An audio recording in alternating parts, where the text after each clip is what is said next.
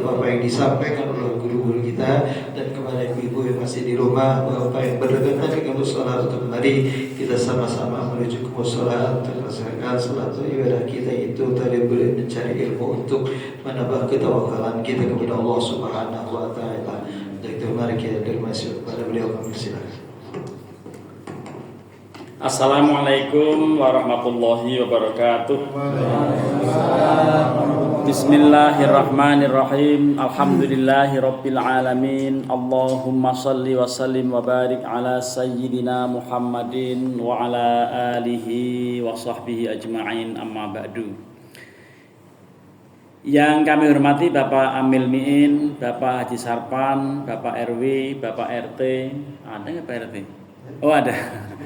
Jadi Pak RT, Pak RW ada lengkap semuanya, para jamaah, Bapak dan Ibu. Alhamdulillah pada pekan yang ke-36 ya? Wah, dihitung nggak Pak Haji, Pak udah 36 pekan. Ini hari Ahad tanggal 7 September tahun 2025 bertepatan dengan tanggal 15. Ini masuk 15 Rabiul Awal tahun 1447 Hijriah. Malam ini ada peristiwa Blood Moon. Apa Blood Moon? Ya, jadi gerhana yang tampaknya bulan seperti berdarah. Tapi kalau dari Jakarta kok nggak ada informasi kaitan dengan tampak atau tidak. Yang akan tampak jelas dari kawasan Surakarta, Solo, ya Delanggu, Klaten dan seterusnya di daerah sana, itu bulan akan tampak kemerah-merahan seperti bara api yang merah begitu. Itu dikenal dengan Blood Moon atau Blood Moon ya.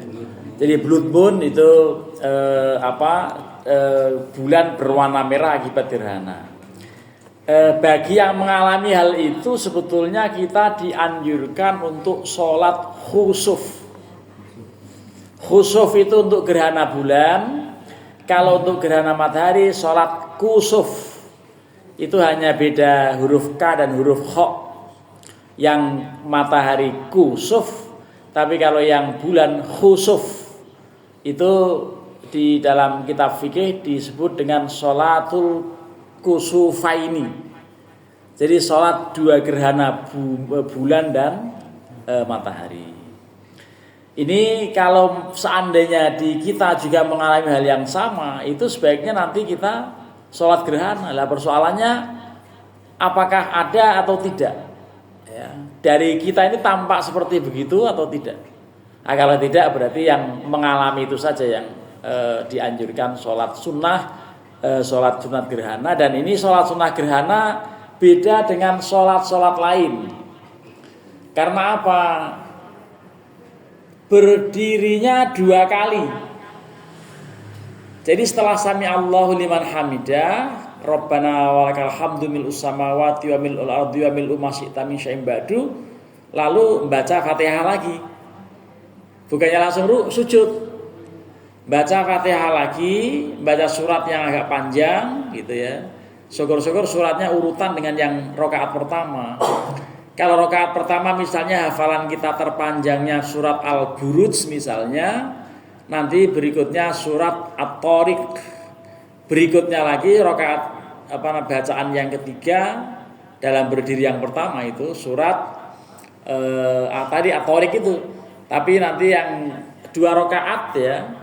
Dua rakaat tapi dua kali berdirinya itu. Lah setelah itu khutbah, ada khutbahnya juga. Ya tapi kalau kita nggak persiapan ya mungkin di sini saya nggak tahu nih di sini akan tampak atau tidak gerhana ini. Ya baik. Jadi nanti kalau memang kelihatan bulan gelap seperti warna bara api itu berarti kita tetap disunnahkan untuk sholat gerhana. Kalau dulu itu orang mungkul kentongan, ya, apalagi gerhana matahari, mukul kentongan lalu ngumpet di bawah kolong meja, itu. Di kolong balik, ya, masuk liang gitu ya.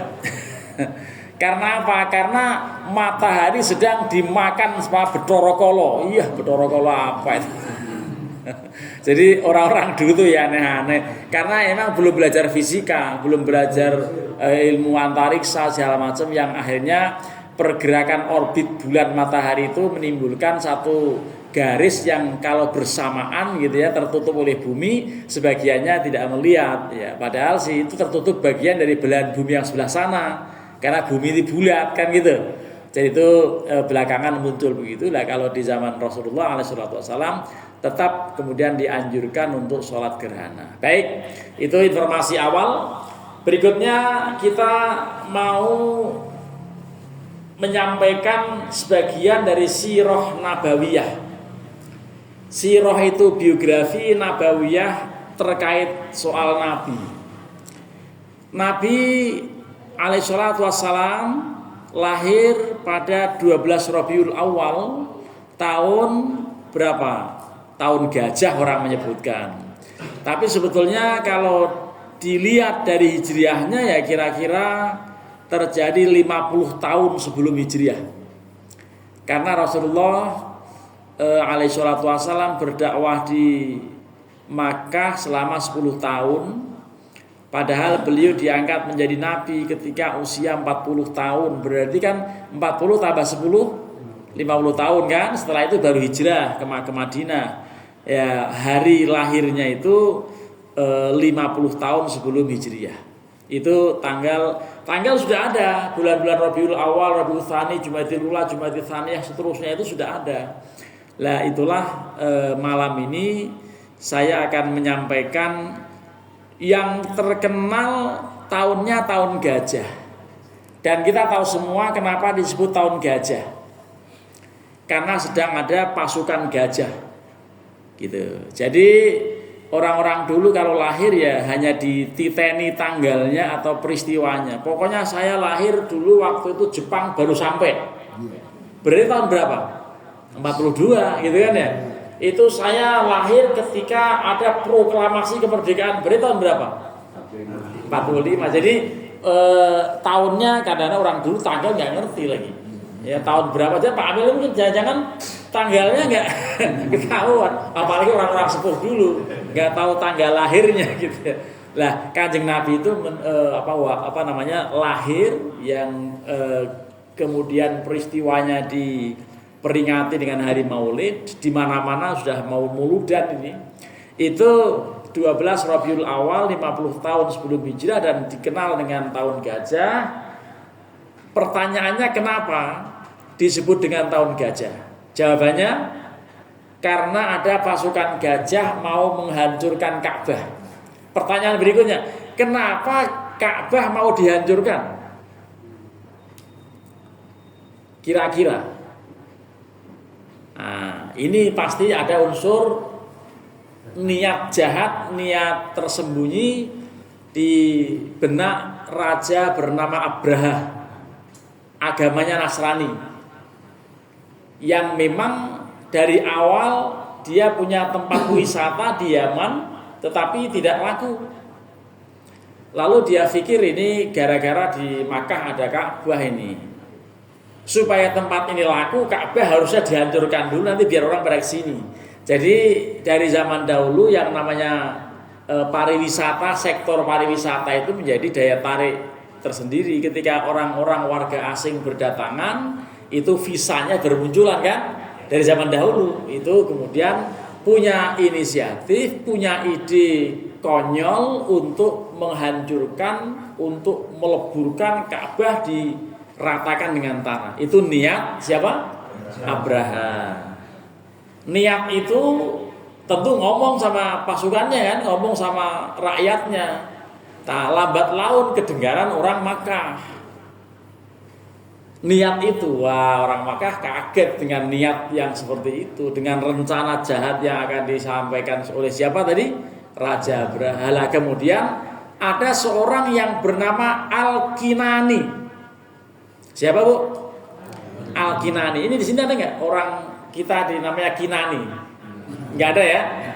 Nah, Kinani ini dulu saking geramnya dengan Abraha, menyusup ke kerajaan Abraha ini lalu masuk dalam sebuah gereja yang terbesar di situ karena dia geram dengan apa yang rencana jahatnya Abraha, dia berak di situ. Siapa? Al-Kinaan itu berak di gerejanya orang Yaman bernama Abraha ini. Wah, lalu punya usut, ketahuan ini yang ada, saya lihat kemarin ada tamu dari sana ya di sekitar Baitullah Ka'bah datang ke sini sengaja untuk itu karena apa? Konon katanya ya menurut pengakuannya dia geram dan memang kemudian dia pengen lihat gereja itu tapi ternyata niatnya mau berakin gereja gitu. Jadi kira-kira itu sebuah penghinaan atau pemuliaan? Misalnya di tempat Pak Amil ini tempat dibirakin kita hajar itu orang. Ya, itu musola pasti kotor kalau gitu kan. Mana biraknya mencret kan. Wah, dia keret-keret kemana. Itu akhirnya marah itu Abraha itu mendengar berita bahwa yang melakukan perbuatan seperti itu juga dari kawasan sana, dari kawasan Makkah. Karena apa? Karena sakit hati dengar rencana jahat. Wah, itu kira-kira seperti rakyat yang kemarin dengar anggota DPR pada naik gajinya gitu. Lebih parah kan kalau ini. Kalau peristiwa ini bareng urusan berak di masjid kan. Wah, itu kacau itu. Lah, setelah begitu kemudian Abraha langsung gitu. Niat yang kemarin kita ungkapkan harus segera kita wujudkan karena kita dihina dengan cara diberakin seperti ini gitu kan. Wah, akhirnya dia menyusun kekuatan dengan mempersiapkan ya kendaraannya, ya perbekalannya dan antara lain dia sendiri bersama beberapa punggawa ya patihnya, ya senopatinya, pokoknya pembesar-pembesar kerajaan itu naiki gajah. Tapi sebelum naik gajah itu didengar oleh seseorang ya rencana segera mau berangkat itu ada seorang yang bernama Al-Fihr kalau tidak salah ya dalam buku risalah atau Sirah Nabawiyah Ibnu Hisham itu ada orang yang namanya Khos'am ya. Ada orang yang namanya Khos'am. Tapi sebelum Khos'am sebetulnya ada juga orang lain yang merasa tidak sepakat. Padahal orang Yaman juga.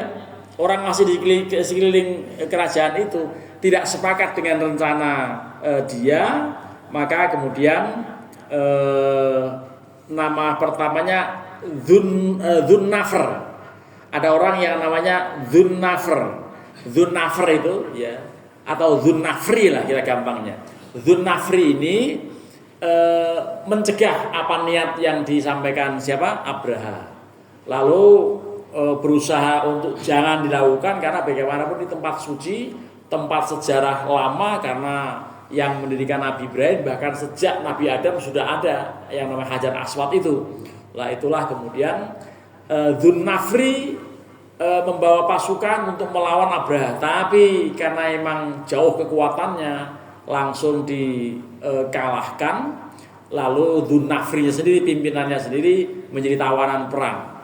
Ya, akhirnya sudah betul-betul mau berangkat, tapi di tengah jalan ada orang lain lagi yang namanya Khos'am.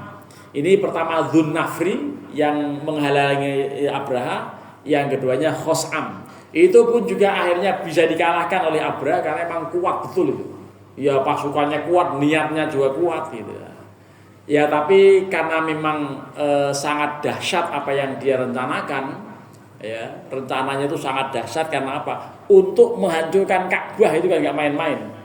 Itu ternyata kemudian si Abraha itu menaiki sebuah kendaraan atau seekor gajah yang gagah, yang kuat, yang betul-betul menakutkan musuh gitu ya. Itu gajahnya sendiri diberi nama Mahmud. Ya, siapa Bu? Gajah Mahmud gitu.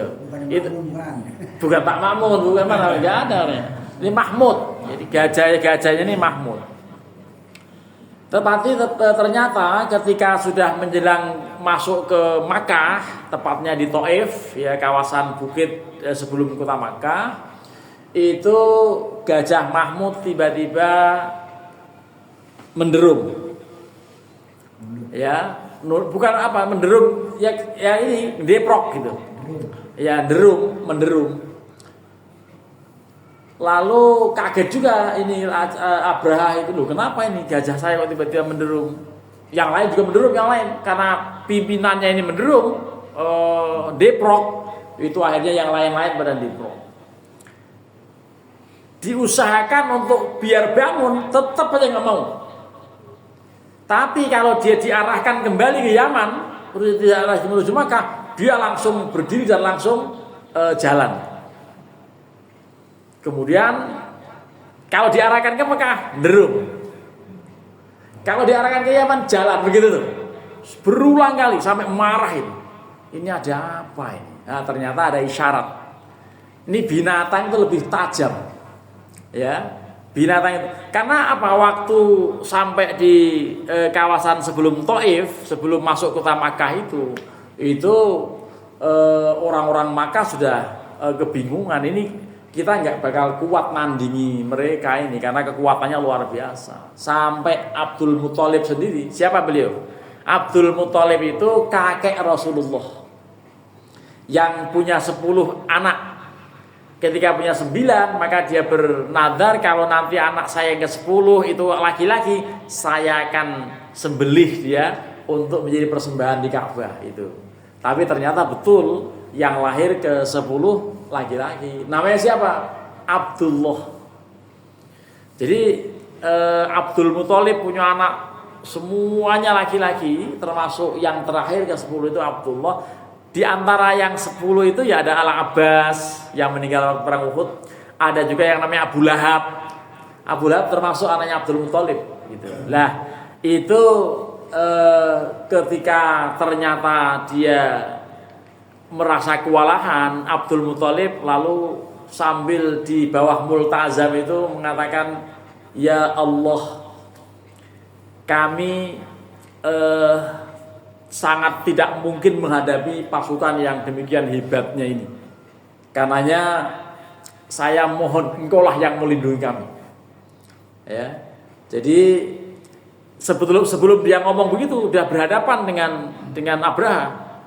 Minta untuk jangan diteruskan niat itu, ya. Tapi tetap dia bersikeras yang namanya Abraha tetap akan menghancurkan. Akhirnya apa? Abdul Muthalib karena sudah nggak bisa menolak lagi, tidak bisa menghalau apa yang diinginkan Abraha, maka kemudian berdoa dengan seriusnya itu, ya.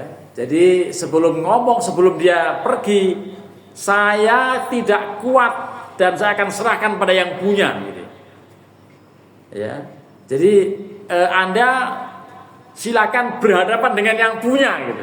Lihat ternyata kalimat itulah Allah kemudian mendengar apa yang diungkapkan Abdul Muthalib itu, lalu Allah mengutus burung-burung ababil itulah yang kemudian diceritakan di dalam surat Al-Fil.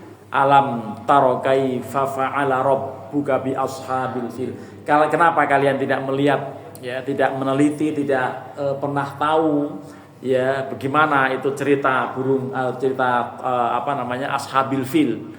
Ashabal fil itu ya itu orang-orang yang mengendarai gajah, ya, Raja Abraha dari Yaman untuk menuju Makkah.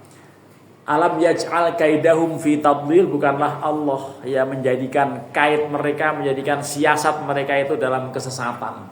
Mereka berencana jahat, tapi kemudian Allah betul-betul hancurkan. Karena apa? Wa arsala alaihim tayran ababil. Allah mengutus dengan datangnya burung-burung ababil. Inilah, jadi ini kebetulan pada saat terjadi kacau seperti inilah lahir Nabi Muhammad sallallahu alaihi wasallam dari ibunda beliau yang namanya siapa? Aminah. Beliau dinikahi Abdullah pada saat usia 18 tahun. Masih muda kan ya? Ini baru saja jadi orang dewasa. Orang Indonesia ini kalau yang namanya anak adalah setiap orang yang usianya belum mencapai 18 tahun. Kalau sudah 18 tahun bukan anak lagi. Itu berarti cocok ya dengan undang-undang kita mengenai anak. Jadi kalau ada orang yang menikah sebelum 18 tahun, ya sekarang 18 sekarang ya. Ya kalau kemarin-kemarin 16 tahun untuk perempuan. Kalau yang sekarang sudah naik menjadi 19 tahun. Tetapi undang-undang perlindungan anak kita ini yang namanya anak adalah setiap orang yang usianya belum genap 18 tahun. Lah, waktu 18 tahun itulah Siti Aminah nikah dengan Abdullah. Tetapi pada saat hamil baru 2 bulan Abdullah meninggal. Jadi Rasulullah itu yatim ketika ada dalam kandungan, ayahnya meninggal waktu masih dalam usia kehamilan 2 bulan. Gitu. Ini sebagian orang, dulu saya pernah diminta orang supaya mencari anak yatim yang ditinggal meninggal bapaknya pada saat dia belum lahir. Waduh, susah amat nih. Ya, ini syaratnya begitu lagi. Saya nyari-nyari siapa yang begini. Oh, saya ingat satu orang, tapi iya memang betul dia meninggal ketika masih belum lahir gitu.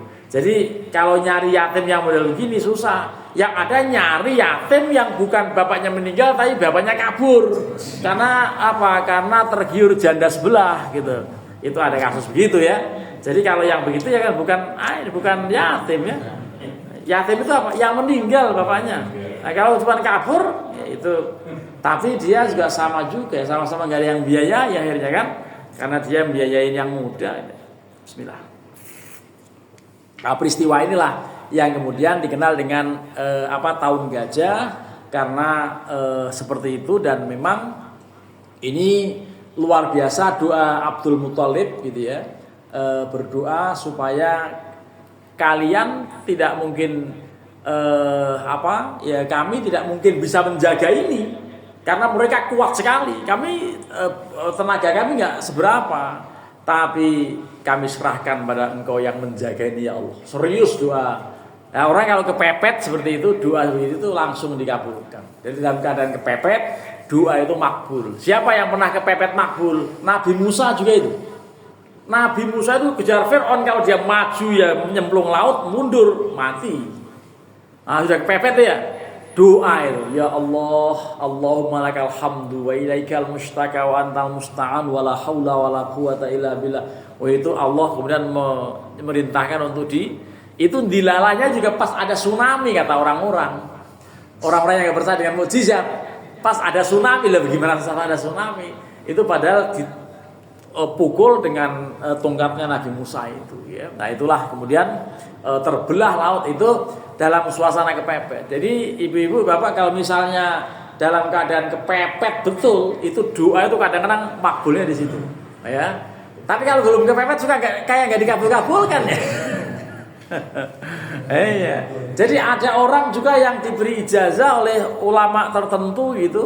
Ini apapun yang ada dalam pandangan Anda, di depan Anda, termasuk yang sedang dipegang, tiba-tiba bisa menjadi uang dengan syarat kepepet, gitu. Kepepet nggak punya sama sekali, memang udah nggak punya, minjem udah malu apa segala macam, itu bisa kertas jadi duit, gitu. Pengen punya ilmu begitu, nggak usah lah, mendingan nggak usah kepepet lah, duit aja terus itu.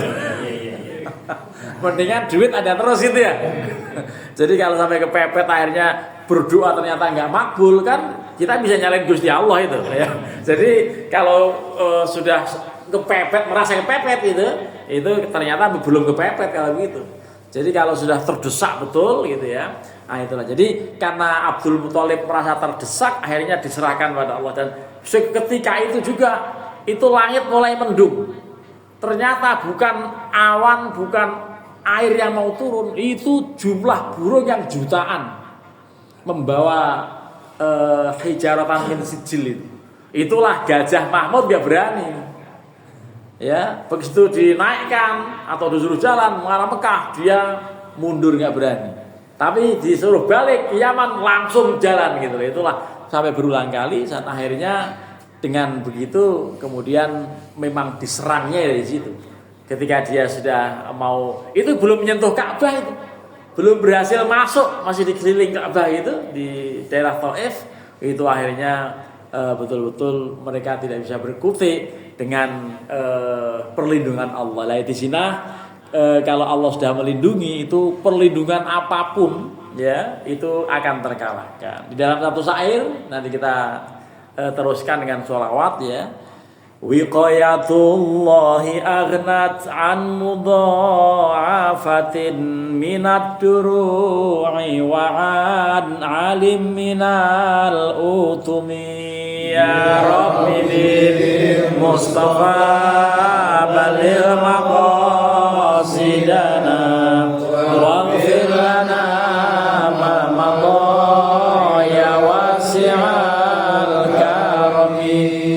Wiqayatullahi aghnat an mudha'afatin minad duru'i wa an alim minal utumi ya Rabbi bil Mustafa baligh maqasidana waghfir lana ma madha ya wasi'al karami. Jadi Bapak Ibu kalau ingin mendapatkan perlindungan Allah, antara lain memperbanyak syair yang barusan ini.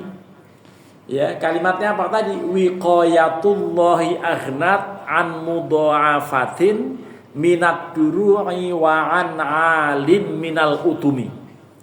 Perlindungan Allah itu lebih bisa diandalkan daripada benteng yang kokoh dan tinggi. Ya, walaupun kita bersembunyi di tempat yang menurut kita udah aman, itu tetap lebih kuat perlindungan Allah. Kalau Allah melindungi, ya itu nggak akan ada yang bisa mengalahkan. Makanya kemudian kalimat la haula wala quwwata illa billahil aliyil azim juga penting untuk selalu kita ungkap. Termasuk tadi syair yang di atas. Bapak-bapak dan saudara sekalian, kaitan dengan lahirnya Kanjeng Rasulullah Muhammad sallallahu alaihi wasallam pada 12 Rabiul Awal dan di mana-mana diperingati Maulid, itu sebetulnya Maulid intinya apa? Ada 4 komponen. Harus ada istima'un nas, orang-orang pada ngumpul. Jadi kalau Maulid sendirian nggak bisa. Maulid berdua aja masih belum bisa. Jadi kalau minimal satu keluarga itu boleh. Tapi kalau kebiasaan masyarakat kita ya di musola, di masjid, di masjid taklim itu orang pada menjalankan Maulid. Dan Maulid itu pertama-tama tadi istima'un nas. Lalu wa qira'atu ma tayassara minal Qur'an. Ada bacaan Al-Qur'an yang gampang dihafalkan. Ayat tertentu biasanya ayat yang terkait dengan anjuran mencontoh Kanjeng Rasulullah yang berbunyi A'udzubillahi minasyaitonirrajim laqad kana lakum fi rasulillahi uswatun hasanatun liman kana yarjullaha wal yaumal akhir wa dzakarallaha katsira. Sungguh dalam diri Rasulullah sallallahu alaihi wasallam terdapat suri tauladan yang baik buat kalian. Yaitu siapa? Liman kana yarjullah. Setiap orang ya, bagi setiap orang yang mengharapkan ridho Allah, mengharapkan rahmat Allah, wal yaumal akhir, dan juga mengharap untuk selamat di hari akhir ya, selamat di hari kiamat. Itu mudah-mudahan kita termasuk orang yang selalu ingat Allah dan ingat hari kiamat ini ya. Kalau misalnya tidak terbayang mengenai dahsyatnya kiamat, percaya saja bahwa kiamat kecil pasti datang. Betul nggak? Siapa yang tidak percaya dengan datangnya mati? Sekarang sehat tiba-tiba bisa mati. Apalagi yang sakit, ya, yang sehat aja bisa mati, dan itulah kiamat kecil. Setiap orang mengalami itu. Lah oleh karenanya tadi dalam diri Rasulullah terdapat suri tauladan yang baik bagi orang yang yang liman kana Rasulullah, bagi orang yang mengharap rahmat Allah. Nah, termasuk kita insyaallah juga sangat mengharap rahmat Allah, dan memang kita ini tidak bisa mengandalkan amal perbuatan kita. Walaupun orang yang rajin beramal, rajin ibadah, rajin melakukan berbagai kebaikan, kebajikan, tetapi tidak semata-mata dengan itu orang bisa masuk surga. Karena Rasulullah pernah bersabda begini,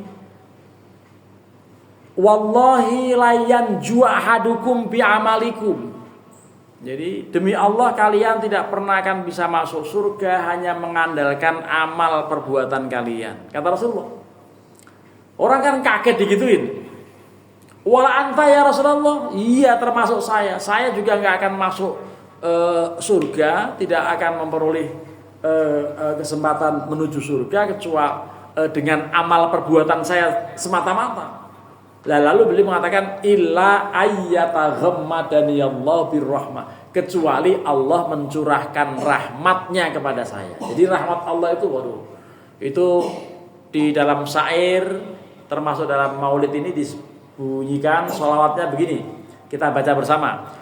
Sholatullahi malahat kawakib ala Ahmad khairi marakiban najaib.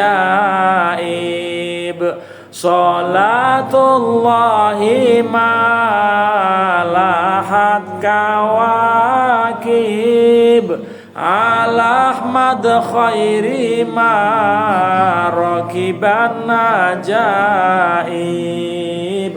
Di itu tadi sholatullahi malahat kawakib itu diterjemahkan sama orang Jawa ini. Begini bunyinya. Rahmat sangking Allah ora lebar-lebar selakine ana lintang pating glebyar. Mugi tetep katur Kanjeng Nabi kita Nabi Muhammad kang kersoni teh unta. Mari sholawat. Sholatullahi malahat kawakib ala mad khairi marakiban najaib. Sholatullahi malahat kawakib ala Ahmad khairi marakiban najaib. Jadi artinya ya tadi, rahmat Allah itu selalu tercurahkan ya kepada Kanjeng Rasulullah Muhammad sallallahu alaihi wasallam. Dengan begitu kita dianjurkan betul untuk sering membaca sholawat. Ya. Jadi sholatullahi malahat kawakib. Jadi rahmat dari Allah itu akan terus diberikan, terus dimohonkan oleh orang-orang beriman kepada Allah agar disampaikan terus-menerus kepada Rasulullah selama masih ada bintang-bintang di langit. Nah, itulah yang kemudian selagine ono lintang pating glebyar itu. Jadi selama masih ada bintang-bintang yang menyampaikan atau yang bercahaya. Kalau di Jakarta agak susah. Pertama karena polusi, kedua karena banyak cahaya lampu. Sekarang juga banyak lampu macam-macam, ada yang sorot ini, yang buat main-main laser. Nah, itu juga mempengaruhi. Jadi kalau di kawasan-kawasan tertentu, misalnya di daerah yang gelap itu di kampung, itu kelihatan bintang-bintang itu. Sampai ada rasi-rasinya, ya, ada rasi lintang waluku, ada skorpion, ada lintang kemukus dan lain-lain. Orang dulu melihat musim dari bintang-bintang ini, ya. Ini kalau dulu begitu. Di Betawi begitu apa enggak ya? Ya, mestinya ada itu rasi bintang, kan suka ada rasinya itu skorpion gitu ya. Ada juga lintang waluku dan macam-macam itu. Sampai ada lagunya kan ya, Pak Erik ya. Ya ning tawangono lintang itu sebetulnya ya lintang itu ya. Jadi itu yang ada lintang waluku itu lagu apa ya? Sineksen apa? Lintang eluku ya.